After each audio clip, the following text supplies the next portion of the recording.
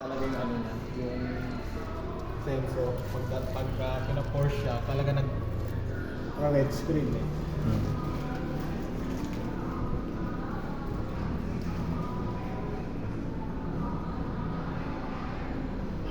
Dapat bago bunutin yung charger niya, i-off muna doon sa monitor niya. Sa monitor niya sir, nakalagay dun sa baterya. I-click mo lang yung battery logo, tapos stop mo. Automatic, mag-unlock na yung ano mo. Yung Doon sa ano. saksakan, mag-unlock. Baka kasi yung iba, kala nila pag okay na, humut na lang. Hindi po pwede. Kasi hindi mo rin pwedeng i-off yung charging eh. Yung DC charging, yung body mo. Dito mo talaga siya yan. Ano bang type sir ng ano nito, ng charging niya? AC/DC at CCS. Hindi, meron silang tinatawag na type 2, tapos Sir, type 2, CCS. type 2, CCS2. Okay.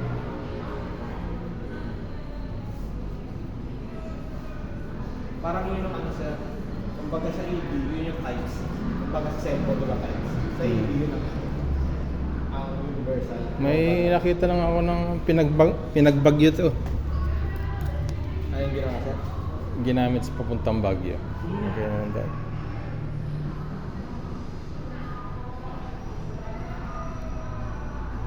Saka yung binpass na ano sir, na pre natin na charging, saan available sa Sa mga ano sir, mga binpass na ano sir, na charging station. So sa ngayon kasi, ilan pa lang.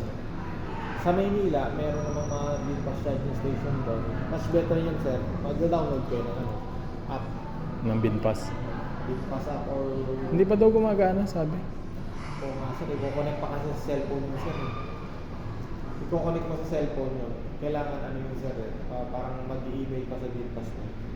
Kasi once na-release na yung sasakyan, hindi pa mag-notify sa binpass na na-release na eh. After ilang days pa yun. Na parang sa'yo na yung sasakyan.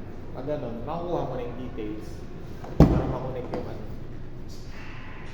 Kadalasan ang pinapagamit na namin Ebro app lang sir. Ebro app. Ebro? Yung Ebro, yung makikita mo yung mga ano. Kailangan ka mag-ano doon, mag-sign in ng Google Saan po? sa Embro. Ebro, sir. Kailangan talaga. Kailangan talaga. Sign in ka sa Google. Kasi ano yun eh, account mo yun nandun eh. Oo. Tapos tuturo. Pero may yung plug, ano ba yun? Plug share, hindi na kailangan eh. Parang apps din ng ano din eh. Plug share. Yan ang nakikita ko sa mga comment ng ano. Kasi sir, ano, kita mo kung saan yung mga charging station, kung AC/DC, sa yung presyo. Nakikita mo magkano. Sa BYD kasi parang ang DC nila, parang 35 per kilowatts. Per kilowatts. Ang DC. So ang kalimitan na ikakarga dito ilang kilowatts sir? Ito sir, 60 kilowatts. 60 kilowatt. Pero depende sa charge ng ano, ng battery mo. Kailangan. Pag zero talaga to 100, 60 kilowatts talaga. Yung wall charger natin sanda mga ilang Ano lang yun, sir? 7 kilowatts lang. 7 kilowatts. Ay yung wall charger niyo. Kasi Nakasama? Sa bahay kasi sir, hindi talaga kaya yung fast charging. Kasi ang fast charging kasi pang commercial talaga yun. Oo. So ano lang, Ano naman siya. mag 7